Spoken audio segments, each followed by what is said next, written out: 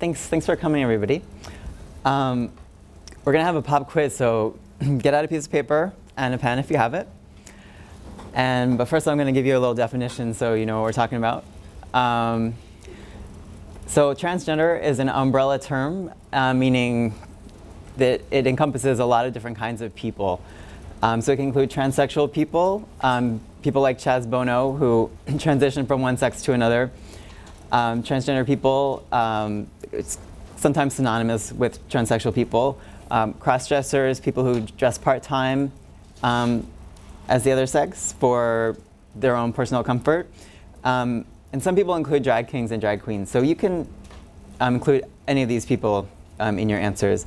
But transgender people are distinct from gender non-conforming people. So we're not talking about butch lesbians or feminine men. We're talking about people whose gender identity does not match the sex that they were assigned at birth. So the quiz is Trans Facts in 5, and this is based on a game where you have to list 5 items in each category. So just going off the top of your head, write as many answers as you can for each of the category. Don't repeat the same answer, but don't worry if you can't think of 5 for each. So we're talking, the first category is historically important trans people, living or dead.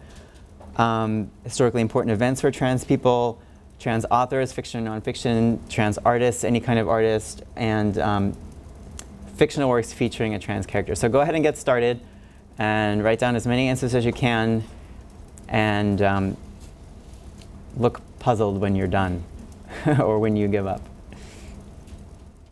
Does anyone need more examples of trans people?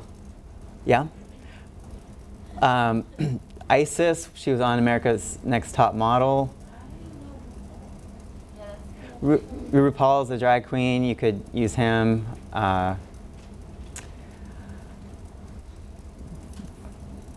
Someone like Renee Richards, a little bit before your time, but she was a famous trans woman who's a tennis player. She fought to play in the US Open here, the Women's US Open here in New York.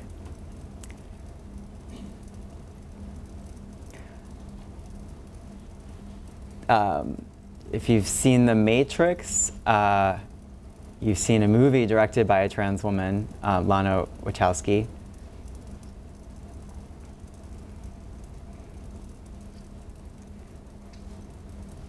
So how, is this easy or hard?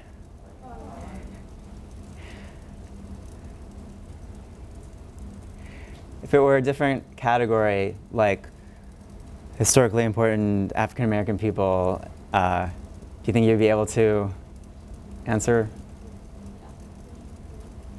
Yeah.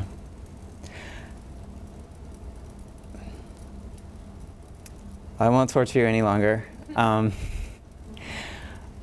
I will say, I mean, it is possible. There are people who can do this in 5 minutes and fill it all out. So given that some people can do it, what are some of the reasons that we weren't able to do it here? Yeah?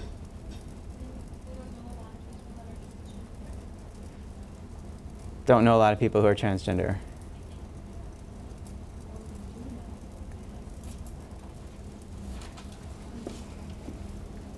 You do know, but like you may see the person a lot, but we're not.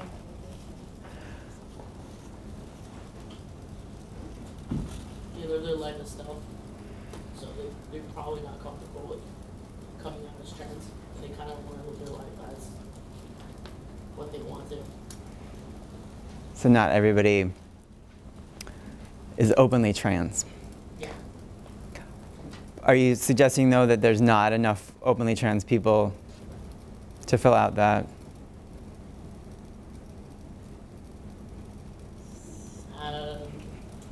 I mean, there's a lot, but I don't think there's enough. I can word it right. Yeah. But it's coming. It's gradually coming out. So, any other reasons?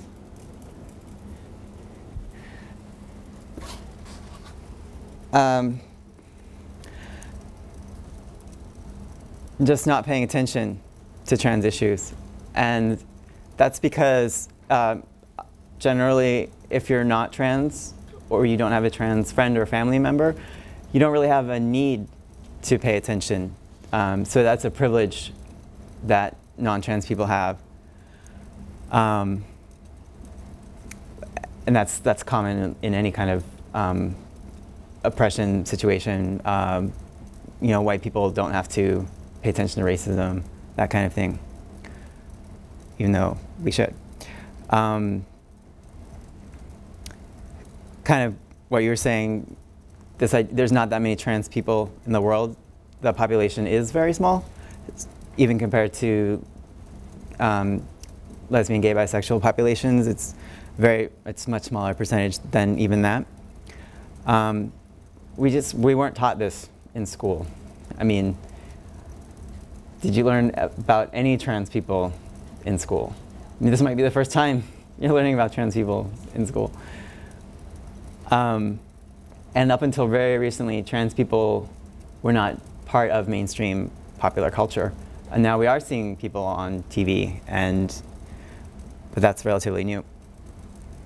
But the bottom line is that this knowledge is hidden from us. So it's important to recognize that this is not a neutral thing, that trans history and knowledge of trans people is actively hidden. It's very difficult for trans people, for actors to get jobs, for example. People don't want even transgender roles are typically played by non-transgender people. So it's not necessarily our fault that we don't know about transgender history and transgender issues that are going on right now, but I would suggest that now you do know. Now you are aware of how much you're not aware of, and that gives you an opportunity to explore. And also, just this knowledge is also hidden from trans people, and that means that they don't know their own culture and their own role models, so they're also affected by this. So what are some implications of this exercise when interacting with trans people and thinking about trans issues? It means that we should have humility and acknowledge our own lack of knowledge about trans issues, and we need to listen to trans individuals as the experts on their own experience. And recognize, like I was saying, the opportunity to educate yourself, that you're not experiencing the fullness of reality, that there are other ways of being out there that are hidden from you, and you can explore those and learn from them. So I'm going to go over the first two categories in a little bit of detail, give you some examples, a little bit of transgender history. So Alan Hart was the first person in the United States to undergo sex reassignment surgery. What year do you think that was? And you do have a range there to choose from. 1960? Say that? 1960? 1960? Anyone else? What year was the first sex reassignment surgery performed in the United States? It was 1917. He underwent a hysterectomy and then legally changed his name and went on to become a doctor who pioneered the use of X-rays to detect tuberculosis, and he implemented screening programs to save thousands of lives. But you probably never heard of him. And most trans people haven't even heard of him. And it's very common to think that that surgery was much later, but this has really been going on for about 100 years, ever since really the surgery became possible. Anyone know who Christine Jorgensen is? She made headlines on December 1st, 1952, when she came back from Denmark after having undergone sex reassignment surgery. She was the first American to do so in a big public way. And what this did was it gave trans people in the US who were isolated, who had no idea that there was anyone else who felt like they did. And suddenly she was all over the news, she was all over the talk shows, she was out there doing speaking, and she just became a lightning rod, really, for trans people to become organized and recognize that they weren't crazy, and that this was a legitimate medical condition that they had for which there was a treatment. So they started asking their doctors for treatment. Sylvia Rivera. Anyone? She's got a law project named after her here in New York, the Sylvia Rivera Law Project, which is a transgender law project. And she was one of the Stonewall veterans. She was at Stonewall, which was the riot in 1969 at the bar where gay and transgender people fought back against the police for the first time here in New York. She also founded the Street Transvestite Action Revolutionaries, which was kind of a self-help group for poor trans women and street queens here in New York. And she advocated for the inclusion of trans folks in the gay rights movement here. And she was met with quite a lot of opposition because of that. She was shouted down off stage at one of the Pride events. Broadus testified recently. He was the first openly trans person to testify before the Senate. And he testified on the Employment Non-Discrimination Act earlier this year. He's an attorney in Missouri. Does anyone know what this picture is?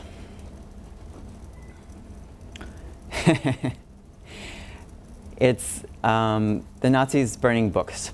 And a lot of the archival footage and pictures that we are familiar with is actually the burning of Magnus Hirschfeld's Institute for Sexual Research.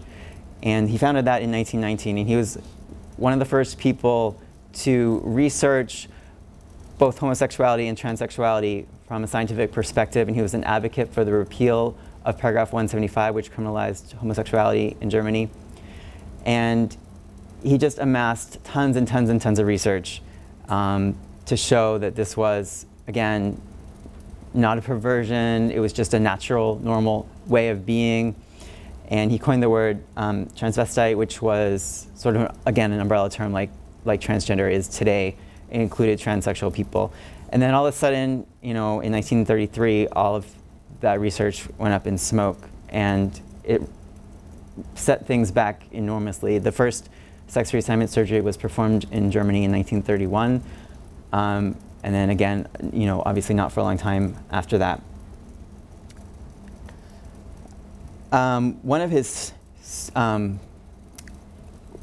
who studied with him was Harry Benjamin, who was Jewish and then came to the United States around the same time. And in 1966, he published The Transsexual Phenomenon, which was really the first book to, again, legitimize trans people in terms of the medical treatment they need. He pioneered the use of hormones and surgery to treat the gender dysphoria, the discomfort that trans people experience with their bodies.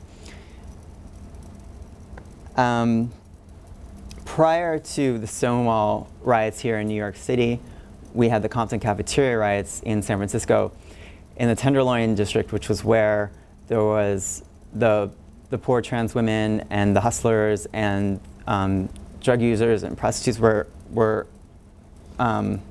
concentrated. And the police were harassed. The cafeteria didn't like all the gender variant people hanging out in the cafeteria all the time, so they started calling the police. And then one night, the drag queens and trans women fought back against the police, and it led to some changes. There was a lot of police reform. They became a lot more educated about trans issues, and there was a lot less harassment and improved community services after that. Another really important event was the rise and fall of university gender clinics. At first, it became a very legitimate medical treatment. There were these centers that popped up at universities like Michigan, Johns Hopkins, University of Virginia, where people could go and be evaluated and treated and get sex reassignment surgery at these universities until 1979, when basically single-handedly this guy, Paul McHugh, shut it down because of his religious opposition. He claimed to do a study that sex reassignment surgery was not effective, and he used that to shut down the clinic at Johns Hopkins, and all the other clinics shut down shortly thereafter, which was a huge blow in terms of access to medical care for trans people. And yeah, I don't know whether we recovered from that yet. A more recent event was in 2002, the murder of Gwen Araujo in California. She was 17 years old, and the story that was, put forth in the trial and in the media was, oh, this was a trans panic situation where, some men who had sex with her found out that she was trans, and then they freak out and killed her. If you watch the documentary Trained in the Ways of Men, that's not true. That was just an excuse that they were using.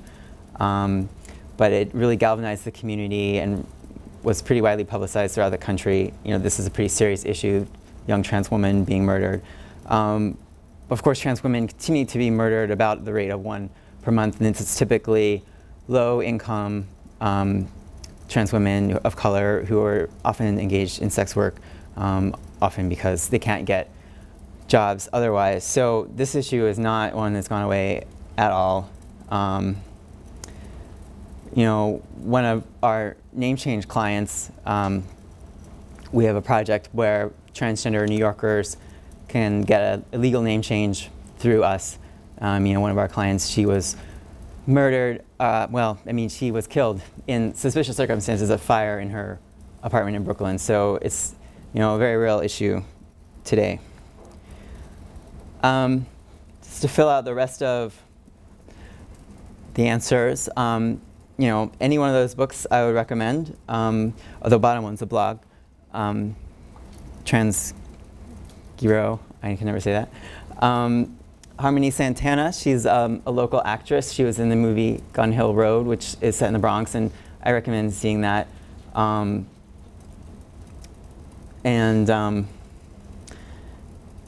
Kit Yan is a spoken word poet. Buck Angel is a porn star, a trans man.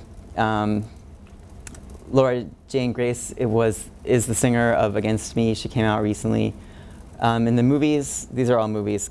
Oh, and the bottom is, of course, soap opera that's no longer on, but that was the first soap opera to feature a recurring transgender character. Transform Me was the product of a local trans woman, Laverne Cox. She and 2 other trans women, it was a reality show, made over non-trans women, and it was a really fun show. Dog Day Afternoon is an Al Pacino movie based on a true story of a bank robbery in the 70s, I believe, in Brooklyn, where a guy robbed a bank to pay for his girlfriend's sex reassignment surgery. The bank robbery was unsuccessful, and his partner in crime was killed, but he did go on to sell the rights to the movie. The money that he got from the movie did go to pay for her surgery. Unfortunately, she died not too much longer from AIDS, because it was during that time. Beautiful Boxer is based on a true story about a Thai kickboxer who used her kickboxing money to pay for her surgery. Common theme because of the denial of healthcare to trans people. And Shabdam Mausi is a really fun Bollywood movie based on a true story about the first hijra in India, a trans woman in India who was elected to public office. And I recommend all of these movies. So to move into talking, giving you some terms to understand these issues. So trans people, and trans is really the preferred term. It's, you're seeing it more and more in the mainstream media as opposed to transgender or transsexual. It's just a lot easier to just say trans. Gay people got to stop being homosexuals a long time ago. So, trans people that's the term that the community uses, and now it's the term that's becoming mainstream. So people whose brain sex differs from the sex assigned at birth. So our sex assigned at birth is usually based on a cursory examination of your genitals. And they say, if you have a penis, you're male, vagina, you're female. But we know that for a certain percentage of the population, that's not going to be accurate, that their brain is not going to match what their genitals are. So cis people are most of the people in the world, people whose brain sex matches the sex assigned at birth. So if you were assigned female and you identify as female and you're comfortable with that, you're cis. And cis is just the Latin prefix that goes with trans. And these molecules are just an illustration. They don't actually have anything to do with actual transgender people, but it's just a visual aid that this is trans when the same molecule is on the other side, and then this is cis when they're on the same side. That's just an example of these terms being used in another context, in the context of chemistry. And I'm going to let Melissa Harris-Perry talk about this a little bit more. Last week on MHP, we talked about Miss Universe contestant Jenna Talikova. Jenna was originally disqualified from the Canadian portion of the contest because she is a trans woman. And the Miss Universe rules read that a contestant must be a naturally born woman. Now, full disclosure, Miss Universe is a division of NBC Universal, as is NBC News.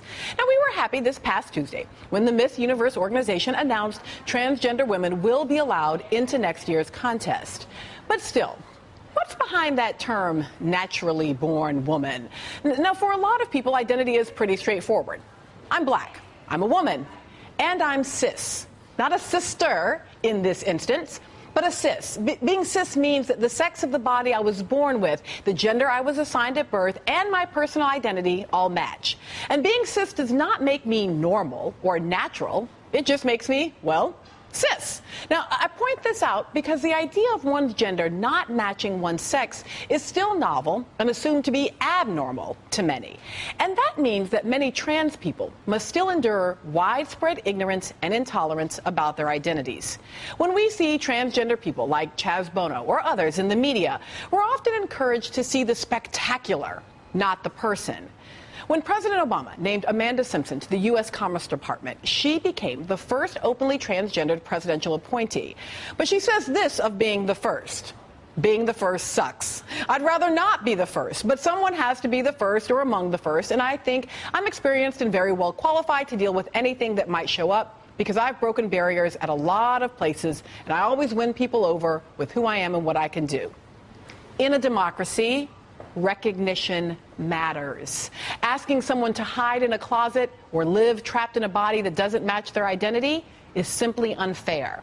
At the end of the day, everyone wants to be seen for who they are, not what other people assume them to be. And if we aren't willing to see someone for who they are, then it's impossible for them to enjoy the experience of being a full citizen. So, that may have been the first time that cis was said on television. I think it is. I'd never heard of it before. Yeah? Question. So trans people have like the thing like the cross, what do they call it? No, that's not anything biological. Oh, it isn't? Oh. It was just to illustrate. It's just because I'm a chemistry nerd. And I know what cis and trans mean in terms of chemistry, so it's just, yeah. We're going to talk more about the biological differences between cis and trans people in a minute. But cis has actually been around for a long time. Since 1994, at least, it was used on the internet for the first time that we know of. And it was created by trans people as a way to describe non-trans people. So who is cis? It's people who are not trans or non-binary. Non-binary people are people who don't identify as male or female. They may identify as both or neither, but they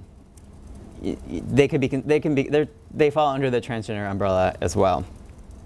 And cis people includes gender non-conforming people who are not trans. So a really super butch lesbian is still cis if she identifies as female.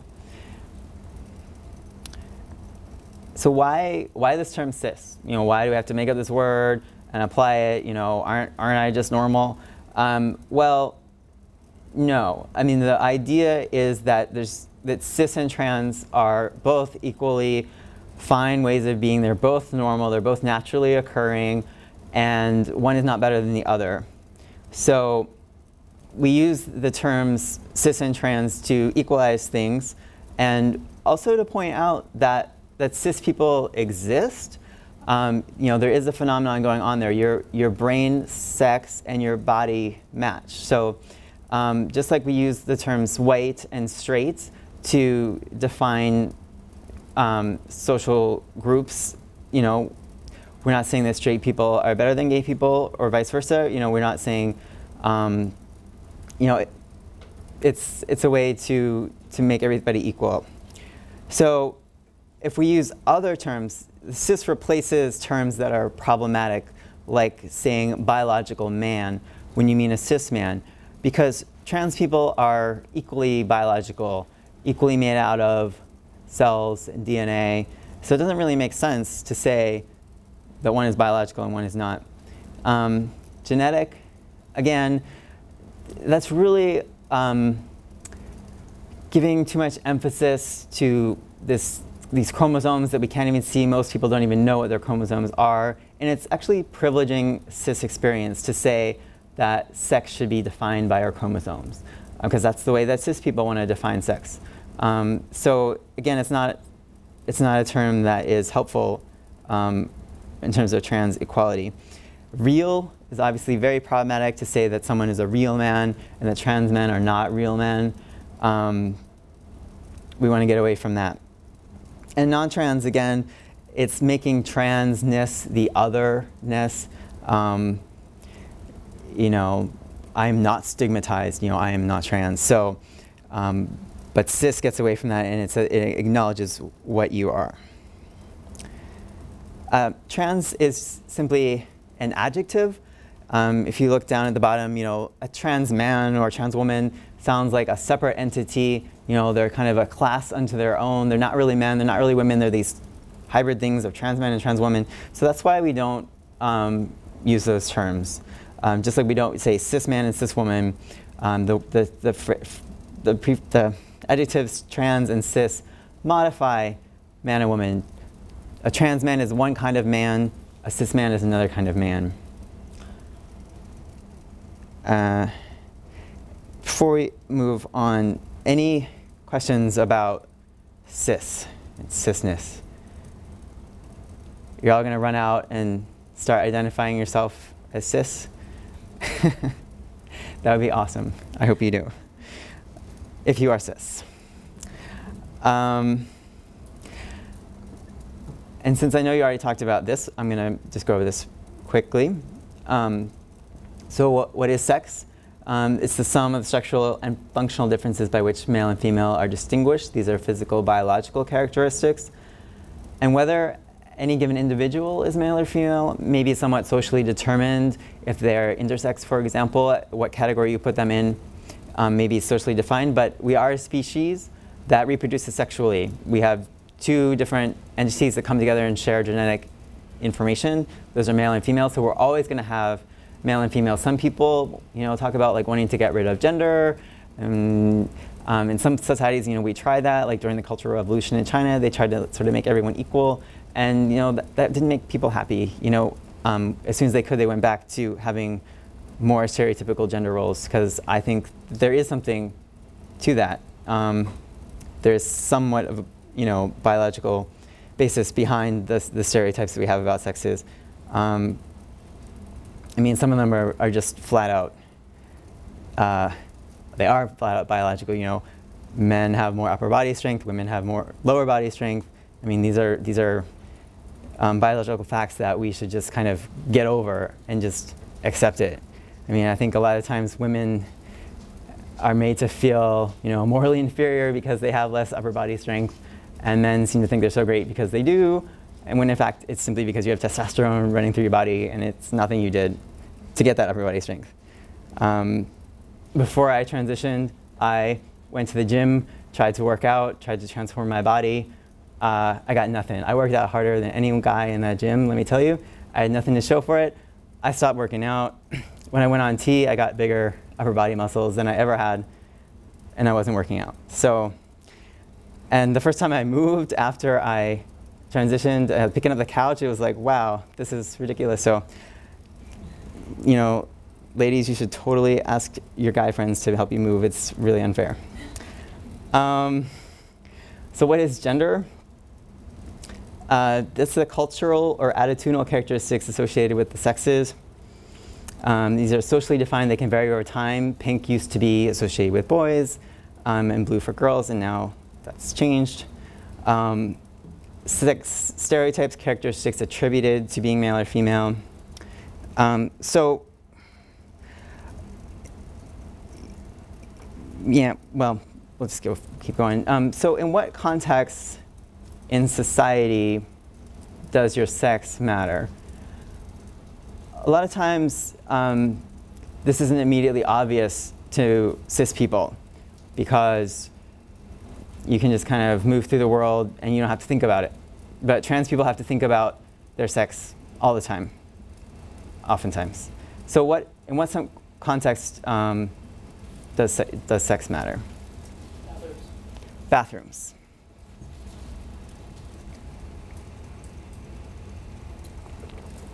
Yeah. Jobs? What kind of jobs?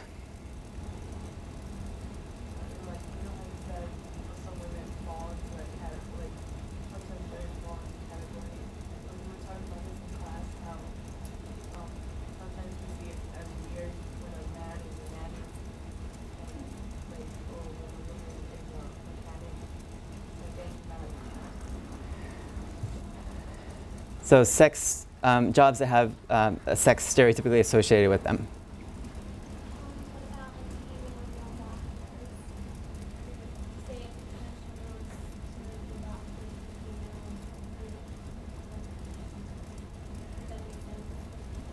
Are you talking about people being uncomfortable with them? Okay.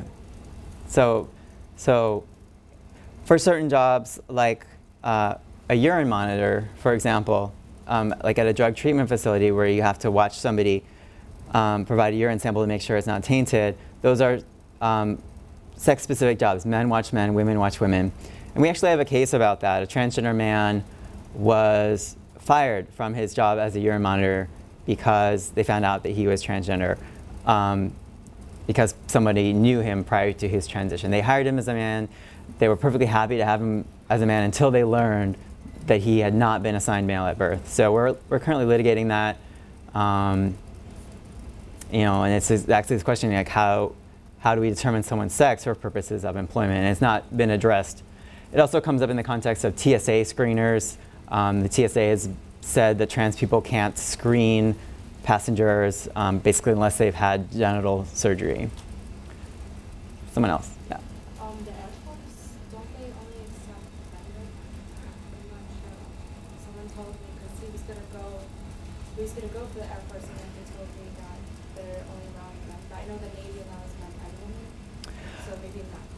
Yeah, there are certain combat jobs that are only open to men. But the military itself is not open to trans people at all. If you're openly trans, you cannot serve for, they claim it's a medical exclusion. So, you and then you. Oh yeah, maybe like a teacher who work at like a private school, like sometimes like students might feel that's distracting or uncomfortable for them because the teacher was once a man and now he's a woman or Okay. I think that, yeah, that's more like your trans status as opposed to whether or not you're male or female. It's the, yeah.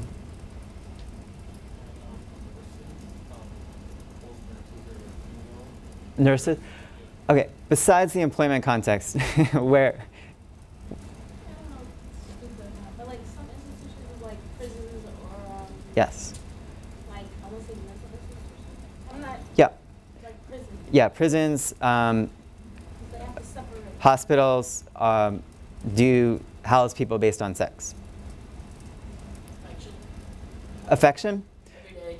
I mean, for people that are trans, does not matter who, like, trans woman or trans man, it's kind of hard.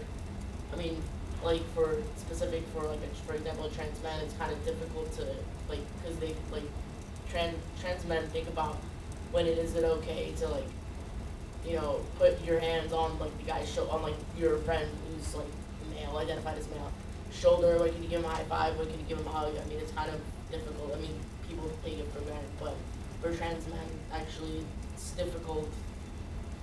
Yeah, another area that where sex matters is interacting with children.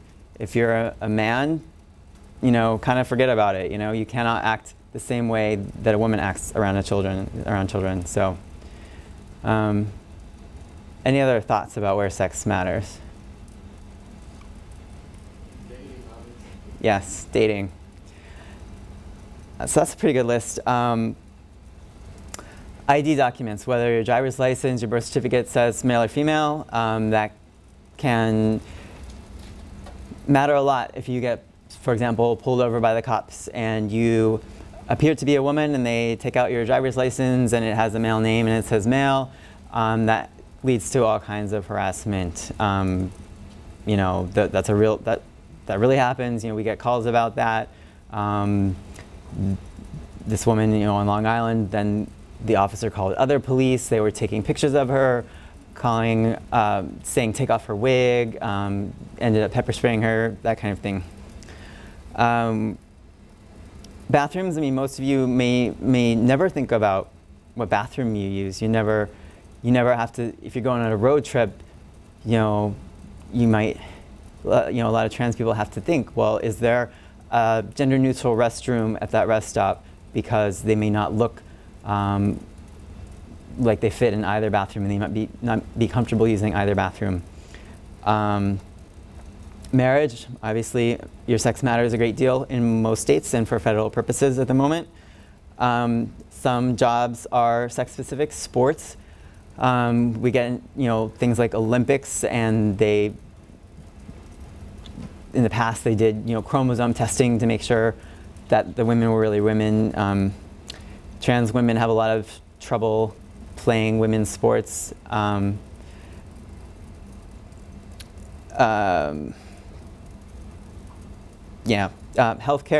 Some healthcare is sex specific, particularly in terms of insurance access. So a trans man may need a gynecological exam, but he's listed as male on the insurance, and then the insurance company denies it, saying, you know, why do you need this? You're male, and that can lead to some problems. And again, we talked about the sex facilities, locker rooms. There's a big issue. There's a situation going on now out in Evergreen College in Washington where a trans woman was, someone called the cops on her for using the women's locker room. Thankfully, the school is standing up for her right to be there. You know, she's not had genital surgery, as most trans women have not. But it's a very uncomfortable situation for her. Your sex matters a lot in terms of your risk for being harassed by the police as well. Y hoy lunes también nos hacemos parte de una causa. El día de hoy es contra un concepto, tal vez no lo escucharon, y es contra la transfobia. ¿Qué es la transfobia? Es el rechazo o la discriminación hacia la transexualidad y las personas transgénero. Por eso nos sumamos y damos explicaciones, damos información primero para entender de qué se trata.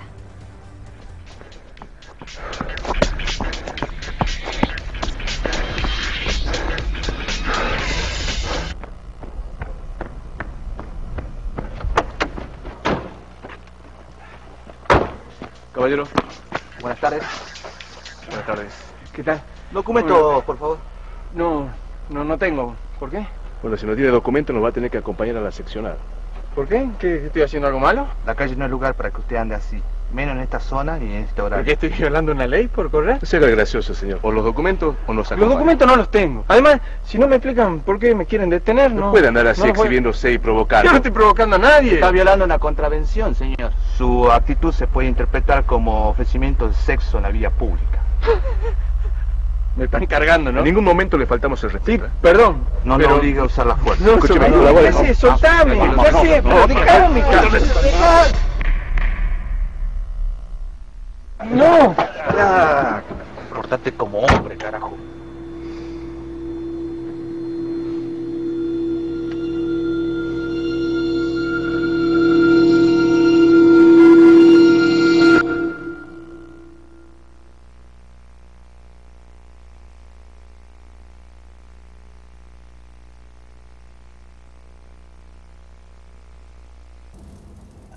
So that's a very real thing that happens here in New York City. People, trans women, are arrested just for walking down the street. You know, they can be accused of engaging in prostitution, lording for the purposes of prostitution. So if you're visibly trans and your physical characteristics don't match your gender presentation, you become a target for the police, particularly if you're a trans woman of color. So what types of sex are there? There's 3 types of sex: legal, biological, and social. And they don't always align, so you can have someone who's totally accepted as female by all her friends and family and coworkers, but she may have not had genital surgery, and she may have male documentation. So sometimes that can, that creates a lot of problems. We just got a call about a man who's been married for 27 years, but he didn't undergo genital surgery, and his employer is saying that he's not married, and he doesn't want to give, he's about to die of lung cancer, and they don't want to give the pension to his wife.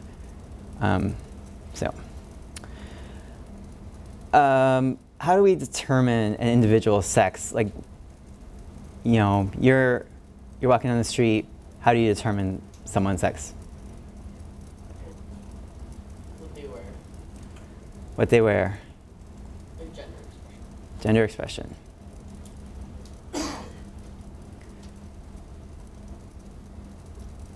Do you look beyond that? Because what if you see a 6-foot-tall woman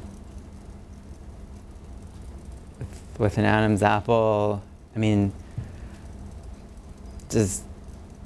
for a lot of people, that's going to change their perception of her, and they're going to call her, they're going to say, "That's a man," and they're going to point her out. So they're relying on something other than her clothes.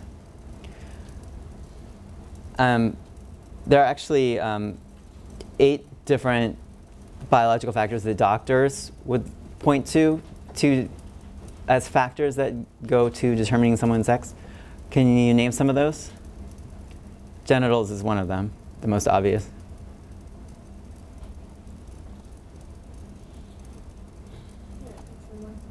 What's that? Your X and Y. Your chromosomes, whether you're XX, XY, or other things like XXY or XO. I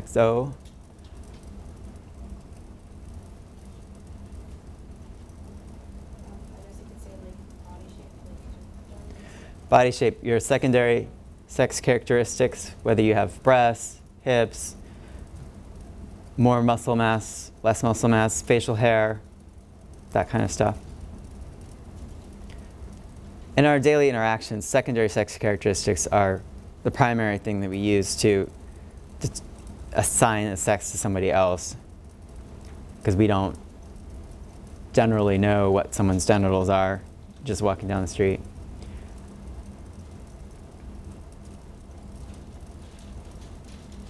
So just chromosomes and genitals, secondary sex characteristics.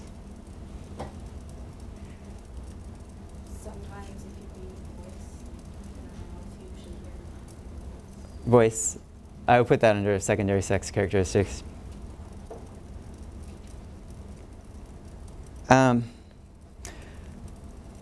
Your genes, your gonads, whether you have testes or ovaries, your internal reproductive structures, whether you produce sperm or eggs, well, that's the gonads. Your external sex organs, they have a penis or a vulva. Your hormonal sex, whether you're primarily a testosterone or estrogen-based person. and your phenotypic sex, what you look like. And then there's the sex that you are assigned at birth, or the sex of rearing sometimes it's called. And then finally, there's the most important factor, which is your brain sex or your self-identified sex. And again, that can be very more obvious in the case of someone who's intersex, who is not physically clearly male or female. And the only way you would know what sex they are is to ask them, and they can tell you. And the same is true with trans people. Even though you may appear to be typically have a female body, if somebody says, no, I'm male, then that person is male. And so while we typically think of genitals and reproductive organs as being the primary sex characteristics, we're moving towards a world where we're recognizing that the brain is actually the primary determinant of sex for humans. And one of the researchers working on this is Antonio Guillamon. He's a Spanish researcher, and he's researching the brains of trans people. And his research is different from all of the past research on the brains of trans people, because there has been a fair amount of it. And so he works on people who are still alive, which is different from the other people who worked on cadavers. And he looks at people before they go on hormones. So any of the differences that you see in their brains are due to something that is innate to their brain and not externally caused by hormones. And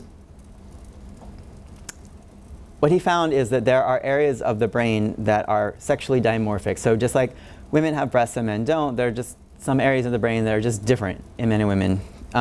Doesn't have to mean anything in the world. So like this is one area of the brain for cis women. You can see that it's different from cis men, which they're up here. And these are trans men. So they're, what these asterisks mean is statistically significantly different. So the trans men's brains are different from the women, just like the women's brains are different from the men. And the same thing here, the trans men were the same as cis men, but different from women. Same here, and for this one, they were different from both. Same thing with trans women, except that they were different from both, and the researchers concluded that their brains had not masculinized. We start out as female, and then the men are masculinized in the womb, and that did not happen for the trans women. Another one of my favorite researchers is V.S. Ramachandran, who is a world-renowned neuroscientist who has done a lot of work on phantom limbs as one of his areas. Phantom limbs are when you have an amputation, but you can still feel the sensation from the limb that's not there anymore. And it's a big problem because it can often be very painful, so they wanted to figure out a way to treat that pain when there's no limb there anymore. And what he found was that the brain has a map of our bodies, and so the brain still has that map in the brain, even though the body part's not there, it's still an area in the brain that recognizes it. So he did figure out various ways to treat the phantom limbs. And there are other medical conditions that also involve this phenomenon of the body map in our brain. Some stroke survivors have damaged an area of their brain that corresponds to their arm, for example. So their arm is totally normally functioning, but their brain doesn't recognize it anymore. So their brain tries to rationalize it in some way, and so they attribute the arm to somebody else. They say, oh, that's my mother's arm, or that's the doctor's arm. Another similar phenomenon is people who have an overwhelming need to have a limb amputated to the point where they will, put it in a bucket of dry ice until it freezes, and they have to get it amputated, or they'll lay down on train tracks and do that. And they're only doing that because, the doctors won't do it for them, although some doctors are increasingly doing it. And I think that kind of treatment will increase because what V.S. Ramachandran found was he's able to study, there's like a skin galvanic thing that you can do, and he found that their brains literally don't recognize that part of their body. So that's why it's really uncomfortable for that person, because they have this thing that's attached to their body that their brain doesn't recognize, and they want to get rid of it. So he found that it's basically the same thing that's happening to trans people, that the body map that we have is specific enough to include breasts and genitals. So, you know, trans men have phantom penises. They can oftentimes, you know, they feel that, and trans women, you know, they have a penis there where there shouldn't be one. So it's this completely overtly intrusive thing that shouldn't belong there. And it's just incredibly uncomfortable. So he also studied bi-gendered people, and you know, explains how sometimes their body map lines up and sometimes it doesn't, and that's why they have alternating genders. So he's a really big advocate for conditions that have previously been regarded as stigmatized and perversions and just all in your head, and he finds a neurological basis for it and treats it when he can. And you know, this is just, all this research is just backing up what trans people have been saying all along. You know, my brain doesn't match my body. I've known this since I was little. And we're gonna see our buddy Tyler here.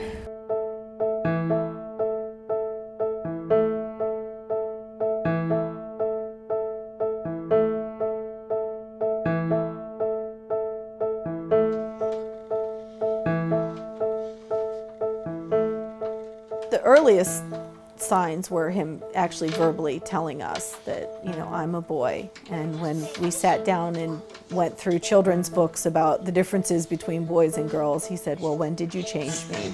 My baby. We had all the hand-me-downs from his sister and pink blankets and Tinkerbell in his bedroom, and just very girly. You know, our first child was very girly, and so he had pink, and he wore dresses and had little crowns and play heels to dress up in, and lots of baby dolls, and he just began to express a preference for none of those things. When he started expressing these feelings, initially we were like, okay, it's just him being a tomboy. But it persisted, you know, over, you know, 2-year period. He snuck into my medicine cabinet and tried to practice shaving, cut his lip. He's already asked about surgery. I know he's really young and doesn't fully understand it, but we've told him, you know, he has to wait until he's at least 18 before he can have any surgery. Most of us don't really question our gender identity, but people who have gender dysphoria are people who question the gender that they are being raised in. So these are girls who, or female-bodied individuals who feel they are boys, and vice versa. You're not gonna get Miles. We're ready to fight. The therapist just really confirmed what I already knew, which was that he is most likely transgender and that it's not likely to change, and with the consistency over time that's generally how they know that it's not going to change. Always be exploring new things. And we talked a bit about that, you know, if it does change, that's okay too. That, you know, it may just be gender variance, and he may live as a boy for a little while and then go back to being a girl. And, you know, she said that's not likely, but it is possible, and we should just leave the door open for that. Stickles, my sister has stickles. I think that allowing him to explore this at such a young age gives us just that much more time to really know that this is the right thing before we have to deal with puberty, before we have to deal with legally changing the name, or, you know, going through all of those kinds of things. We have time to just allow him to live as a boy and make sure that that's the right thing. Whenever a boy is wearing a fake mustache and trying to pretend it is a girl, I laugh. Where do you come up with these things? I don't know.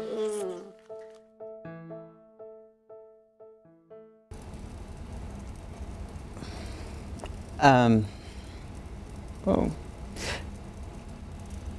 Does anyone want to comment on that? Does that make anyone uncomfortable? Is this current? Yeah. Okay. It's earlier this year, I believe. I don't know, I just like really respect the parents for allowing him to like be himself instead of trying to like oppress him. Like how some parents would do that. They try and send them wherever to make them who they want them to be. You know, I really rely on who he wants to be. So, they're going to have some decisions to make relatively soon because he's going to be approaching puberty, and that's when we get into all these secondary sex characteristics. You know, he'll develop breasts and hips and female fat distribution. His voice won't drop. He won't get facial hair. One thing that's done is called puberty blockers. So these are actually identical twins. They were both male, assigned male at birth. And she's been on puberty blockers, so she did not develop the facial hair or the wide jawline or the Adam's apple. And he's developing some muscles that she's not. So this treatment has been going on in the Netherlands for 20 years, and it's highly successful. She goes to the, at the Children's Hospital in Boston, there's a center that really specializes in this care. And they've only had one person go on the blockers who did not go on to take the cross-sex hormones. And so what this does is it buys time for these kids, because kids nowadays starting puberty, you know, 9, 10, 11, and that's kind of early to be making lifelong decisions. So this kind of puts the kids in stasis for a few years till they get up to, you know, maybe 14, 15. They can start making more adult decisions about whether or not they want to go on hormones to go through the puberty that they should go through rather than the one that matches their assigned sex. If they go off the puberty blockers, they just go through the regular puberty and there's no harm done. And that person who went on the puberty blockers but did not go on to take the hormones was really grateful that they had that time to decide. So any reactions to this? Did the person actually eventually take estrogen? Because I know that you can take estrogen in pills or shots. So did that person eventually take them, or no? She didn't? No, she was assigned female at birth, and she decided to stay female. She was having more like, you know, lots of upheaval in her family, and that's kind of one of those times where sometimes people get confused and, you know, might think they're trans when they're not. So.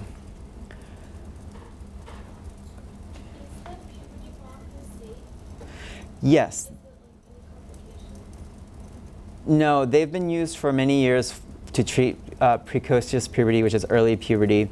The only problem is if you were on them for a really extended period of time, you would have problems with bone density because the sex hormones help you build bone density. But they believe, and it seems to be the case, that even if you're on it for a while, once you go off it and start the sex hormones, then you build up the bone density to the way it should have been anyway. So.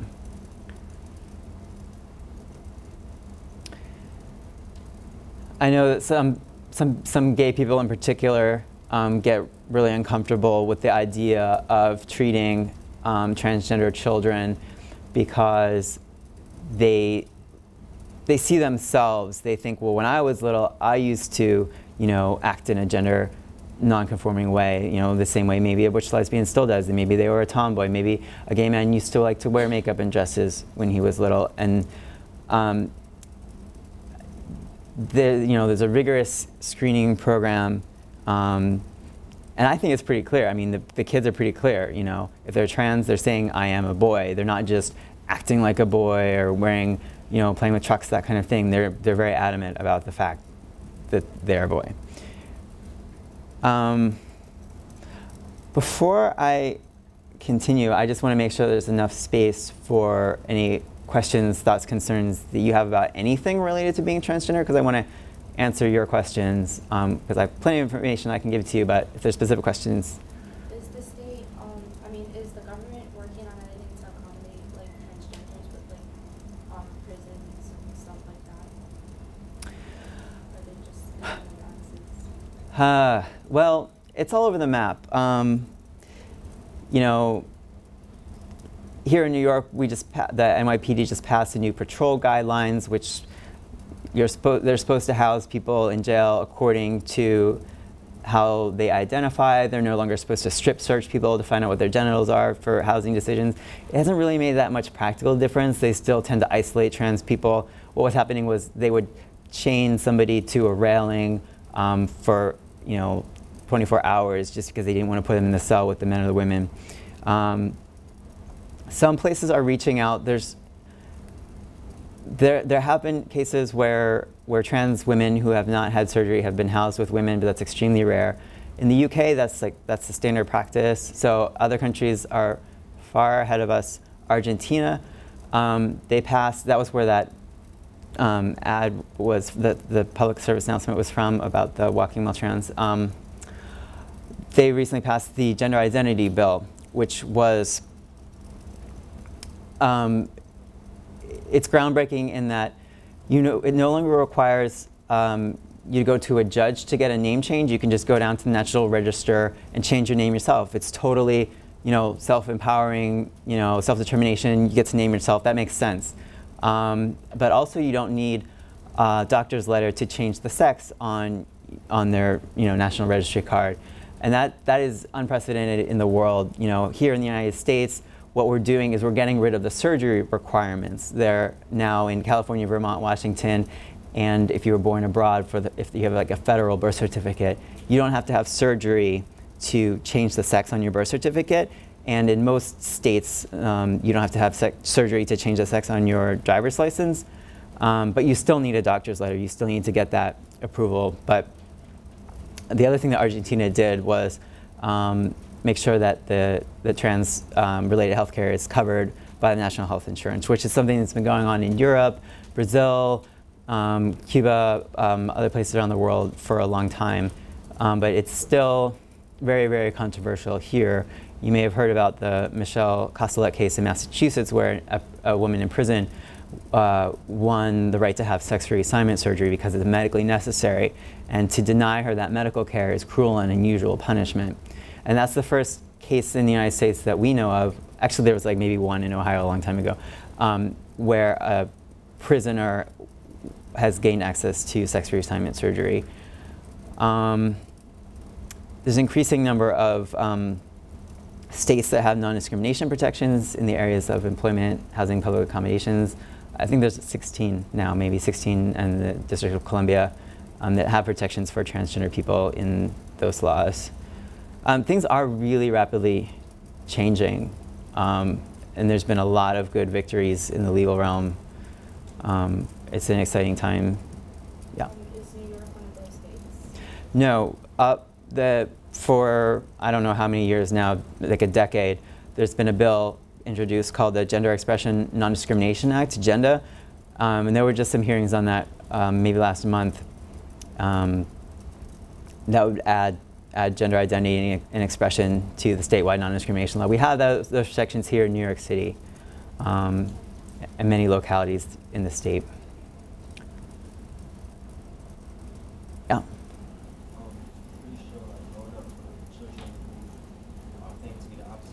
Uh-huh. What is done about bullying? Not enough.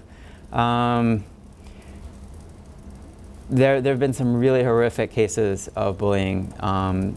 There was one in Minnesota that settled recently where there were a lot of suicides associated with the bullying, so that's kind of why it got people's attention. Here in New York, we have the Dignity for All Students Act, where schools are supposed to implement a plan for bullying. But it only goes so far. There was just a case that came out of Maine where a transgender girl was being harassed by a number of students, but one in particular, she had originally been allowed to use the girls' bathroom, and then this boy, on the instructions of his grandfather, started following her into the girls' bathroom. So this boy is going into the bathroom and causing all this havoc, and rather than disciplining the boy, expelling him, suspending him, they just told her she couldn't use the girls' room anymore.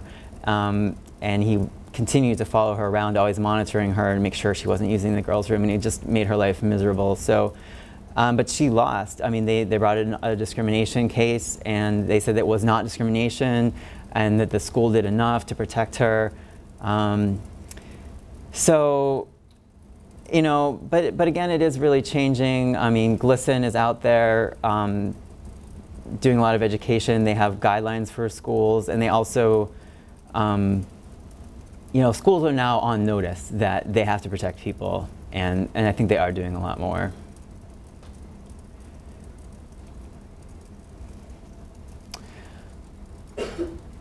Okay.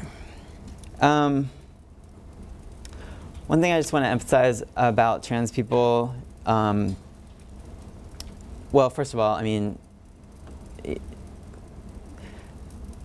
while trans people, you know, tend to want to have surgery, most people can't access it. So, you know, somebody's gender identity and how they are treated and respected in the world should not be contingent on someone's surgical status. You know, a trans woman is a woman before she has surgery. You know, I think we all understand, you know, if a man loses his penis, he doesn't suddenly become a woman. Like, the surgery doesn't make you a woman. You know, she's a woman beforehand, that's why she wants the surgery.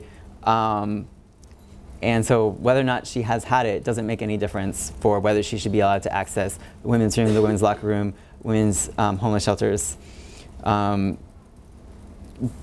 The specter of trans women as predators is something that's been used over and over again to stall non-discrimination protections in states. It's a huge problem when, in fact, there's no documented cases of a trans woman attacking someone in the bathroom, or even a man dressing up as a woman to attack someone in the bathroom. If you just do a Google search on the Google News for bathroom attack, you will see men attack people in the bathroom all the time, and they don't bother to dress up as a woman to do so. The problem of safety in the bathrooms is you know, one that women face all the time, women and children, and you know, we need to recognize that trans women are being attacked in the bathroom. That trans women need safe bathrooms just like other women, and they're not the ones who are the predators. So the bottom point here is really important, that trans people have a variety of gender expressions, and transitioning is unrelated to masculinity, femininity, or gender roles. So Tyler acts like a boy because he is a boy. He's not going to go through all the trouble of, you know, going on puberty blockers, or if he doesn't go on puberty blockers and developing breasts and having surgery to remove them, just so that he can play with trucks. You know, trans women are not going to all the trouble to physically change their bodies just so that they can wear dresses. They wear dresses for the same reason any other woman wants to wear a dress, because they like it. It makes them feel good. That's not the motivation for the transition. There are plenty of trans women who transition and wear jeans. You know, it's not, they can wear the same clothes, and it's not about the clothes, it's not about the haircut, it's not about a gender role. It's about finding comfort in your own body. And since I know this intersex thing had come up, I wanted to draw this distinction that was made for me by an intersex person, which I thought was really interesting. So oftentimes, you know, if a person is born with genitalia that's not clearly male or female, it's regarded as a medical emergency, and the kid is forced to have surgery. They're obviously their kid, they can't consent to it. oftentimes they're an infant. So we start out with intersex people having these forced, non-consensual, totally cosmetic surgeries, not necessary medically. It's just for the comfort of the parents, so that they have typical genitals. And then when they're reach puberty, they might have to go on hormone therapy if their hormones are not the way that they should be. And then ultimately, this ends up like messing up the kids so much that they're going to need to go to therapy because they might have lost sexual function, and just there's all this shame associated with being intersex.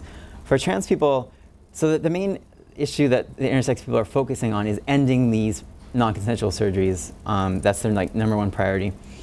For trans people, the order is reversed, and trans people are not allowed to have surgery. So we're really quick to perform surgery on intersex people, but trans people have to go through all this rigmarole to get the surgery that they really need and want. So the first, you have to go to therapy. You have to get permission. You have to be certified that you're not, that you're sane, and then you have to be on hormones for a year before you can have genital surgery, and then it's not covered by insurance because it's regarded as cosmetic. When at the same time, the intersex surgeries, which are cosmetic, are covered by insurance. So, it just illustrates the differences between intersex and trans, and the differences that the movements might have in their priorities.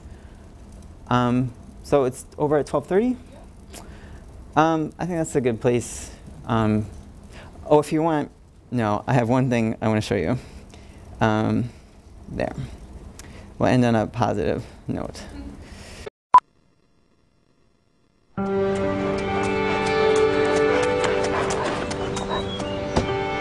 Tan más natural.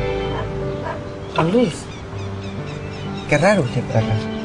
Quería saber, cuando usted le dieron el crédito del banco para abrir la peluquería, ¿le pidieron el DNI? Sí. Pero el documento dice que usted es hombre. Sí. Se lo dieron igual. Es el mismo banco que me dio el crédito para el campo. Esto me hizo pensar. Y me animó a venir a pedirle perdón por haberla tratado mal todo este tiempo. Por no haberla sabido tratar. Tome. ¿Qué hice yo? ¿Para mí? Perdón. Muchas gracias, don Luis. Adiós.